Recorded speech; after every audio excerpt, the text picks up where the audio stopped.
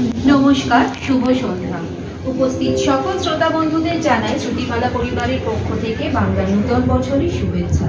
পরিবার প্রধানা শ্রীমতী অসীমা সরকারের ভাবনা ও নির্দেশনায় আজ আমাদের নিবেদনে কবিগুলোর উপরে আধারিত একটি ছোট্ট শ্রুতি নাটক রবি স্মৃতিচারণ।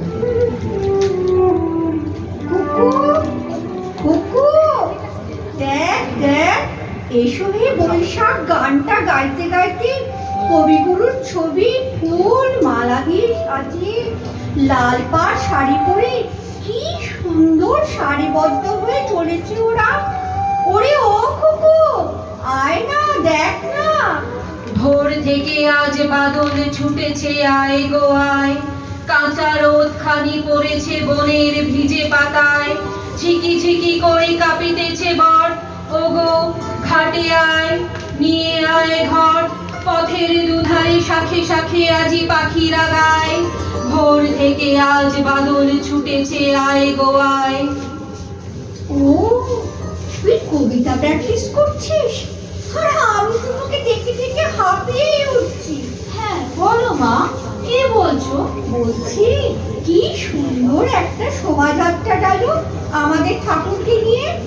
ও হ্যাঁ গো মা, আমি জানি, ওটা তো নয়ন বন্ধু ক্লাবের। এখন তো কবিপক্ষ শুরু হয়েছে, চলবে সেই শ্রাবণ মাস পর্যন্ত।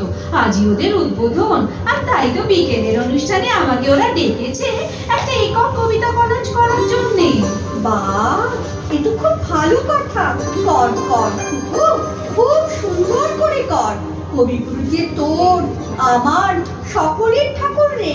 তার লেখা কবিতা গান করার মতো সৌভাগ্য আর কি আছে বল? আমি যাই, তুই ভালো করে বারবার প্র্যাকটিস কর। বলছি ও মা, শোনো না, আর একটু বসোই না। বলছি তুমিও তো কবিকে কত ভালোবাসো, শ্রদ্ধা করো, সম্মান করো, তারই ঠাকুর বলো। তোমার থেকেই তো আমার শুরু কবি প্রণামী। সেই শুরু হয়েছিল সহজ পাঠ প্রথম ভাগ থেকে, মনে পড়ে মা? হ্যাঁ রে মা, আমার সব মনে আছে। তোকে প্রথম যেদিন সারেগামা শিখিয়ে স্বরলিপি দিয়ে গান শেখানো, তোমারই গেহে পালিছ স্নেহে স্বরলিপিটাও পর্যন্ত মুখস্থ করে নিয়েছি। হ্যাঁ, সবার প্রথম অওয়া শিখতে গিয়ে ছোট খোকা বলে অওয়া, শিখে নি সে কথা কওয়া।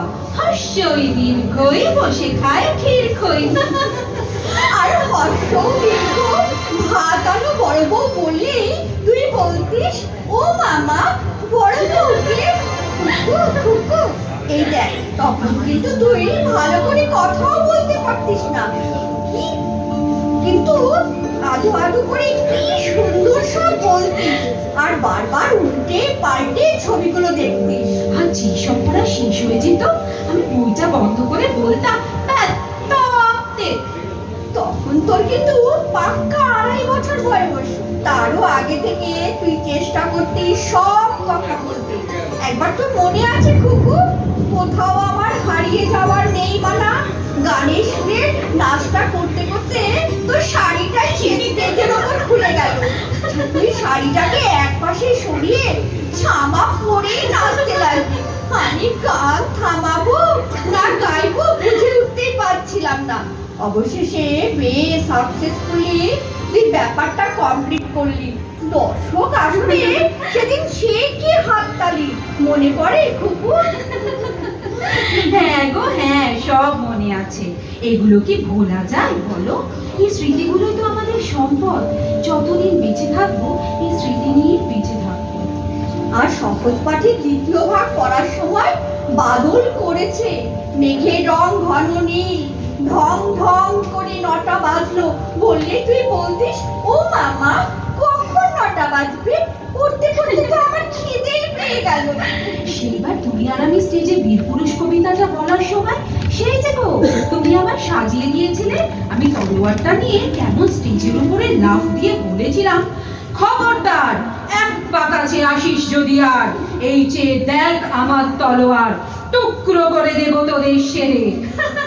আমি তো সে সেদিন সেই ভয় পেয়ে সরেই গেলাম। এইরকম কত মিষ্টি মিষ্টি স্মৃতি আমাদের আছে বল খুকু। তাই তো বলে স্মৃতি সততই সুখে। যা যা খুকু, ভালো করে কবিতা কোলাসটা তৈরি কর মা। একেবারে ফাটিয়ে দিবি সন্ধ্যাবেলায়, ওদের ক্লাবটাতে একেবারে সামনে। সবটা যেন আমি ঘরে বসে শুনতে পাই, বুঝলি? হ্যাঁ যাচ্ছি যাচ্ছি বলছি। ও মা, শোনো না শোনো না, দ্বিতীয় ভাগ থেকে সেই ওইখানে মা পুকুর পারে জিয়ল গাছের বেড়ার ধারে, কোথায় হব বনবাসী কেউ কোথাও নেই। ওইখানে ঝাউতলা জুড়ে বাঁধবো তোমার ছোট্ট কুড়ে, শুকনো পাতা বিছিয়ে ঘরে থাকবো দুজনেই। বাঘ ভাল্লুক অনেক আছে, আসবে না কেউ তোমার কাছে, দিন রাত্রির কোমর বেঁধে থাকবো পাহারাতে। আমি তখন কোমরে গামছা বেঁধে একদম রেডি রাক্ষসদের মারার জন্য। মনে আছে মনে আছে। আর শ্রীশকে বলো তার শরীর যদি সুস্থ থাকে সে যেন বসন্তের দোকানে যায়, সেখান থেকে খাসা কচুরি আনা চাই। এই পর্যন্ত আসলেই তুই বলে উঠতিস, ও মামা আমি কচুরি খাবো। এই কুকু যা মা, এবার যা, অনেক তো গল্প হলো। সন্ধ্যাবেলার জন্য ভালো করে তৈরি হয়ে নে মা, আর একটাও কথা নয়। ওকে ওকে, করে নিচ্ছি।